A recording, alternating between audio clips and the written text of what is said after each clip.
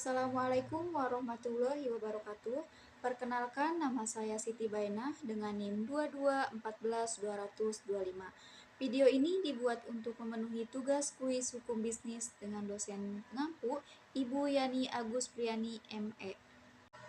Baik, selanjutnya di sini saya akan menjelaskan mengenai hukum bisnis, yaitu ada 5 pembahasan. Yang pertama, pengertian hukum bisnis, yang kedua, definisi hukum bisnis, yang ketiga, fungsi hukum bisnis, yang keempat, ruang lingkup hukum bisnis, dan yang terakhir, sumber hukum bisnis. Selanjutnya, pengertian hukum bisnis. Hukum bisnis adalah suatu perangkat kaidah hukum yang mengatur tata cara pelaksanaan urusan atau kegiatan dagang, industri atau keuangan yang dihubungkan dengan produksi atau pertukaran barang atau jasa, dengan menempatkan uang dari para entrepreneur dalam resiko tertentu, dengan usaha tertentu, dengan motif tersebut adalah untuk mendapatkan keuntungan tertentu. Pembahasan selanjutnya yaitu definisi hukum bisnis. Hukum adalah himpunan peraturan-peraturan yang mengatur pergaulan hidup masyarakat yang dibuat oleh lembaga yang berwenang, bersifat memaksa, berisi perintah dan larangan, yang apabila dilanggar akan mendapatkan sanksi. Bisnis adalah usaha dagang, usaha komersial dalam dunia perdagangan.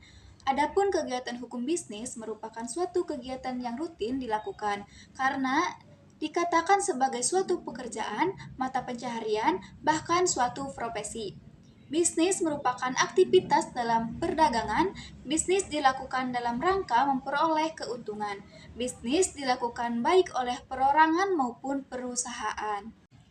Pembahasan selanjutnya, fungsi hukum bisnis. Sebagai sumber informasi yang berguna bagi praktisi bisnis untuk memahami hak-hak dan kewajiban dalam praktik bisnis agar terwujud watak dan perilaku aktivitas di bidang bisnis yang berkeadilan, wajar, sehat, dan dinamis, yang dijamin oleh kepastian hukum.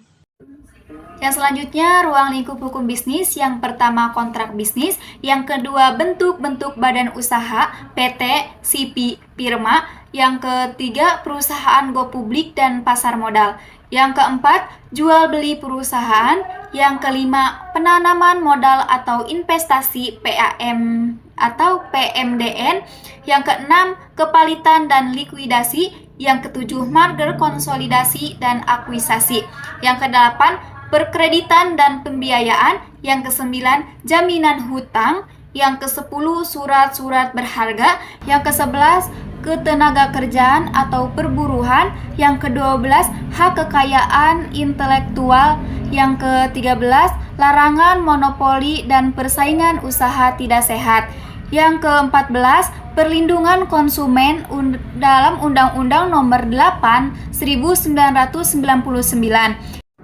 Yang ke-15, keagenan dan distribusi. 16, asuransi. 17, perpajakan. 18, penyelesaian sengketa. 19, bisnis internasional. 20, hukum pengangkutan. 21, alih teknologi perlu perlindungan dan jaminan kepastian hukum bagi pemilik teknologi. 22, hukum perindustrian atau industri pengolahan. 23, hukum kegiatan perusahaan nasional atau ekspor impor. 24, hukum kegiatan pertambangan. 25, hukum perbankan dan surat-surat berharga. 26, hukum real estate atau perumahan atau bangunan. 27, hukum perjanjian internasional atau perdagangan kontrasional. Yang ke-28, hukum tindak pidana pencucian uang. Sumber hukum bisnis, hukum perdata, KUHP Perdata, hukum publik, pidana ekonomi, hukum dagang, KUHD Dagang, peraturan perundang-undangan, KUHP Perdata, pidana maupun KUHD Dagang.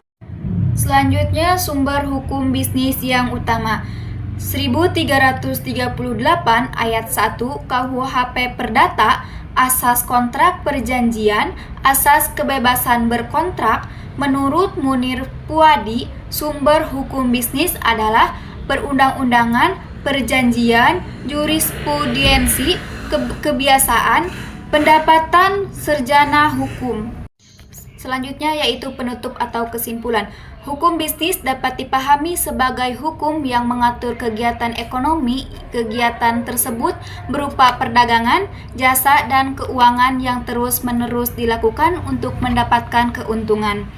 Pada prinsipnya, hukum bisnis merupakan aturan tertulis oleh pemerintah dimaksudkan untuk mengatur, mengawasi, dan melindungi semua kegiatan usaha, termasuk kegiatan industri, perdagangan, dan jasa, dan segala hal yang berkaitan dengan keuangan dan kegiatan usaha.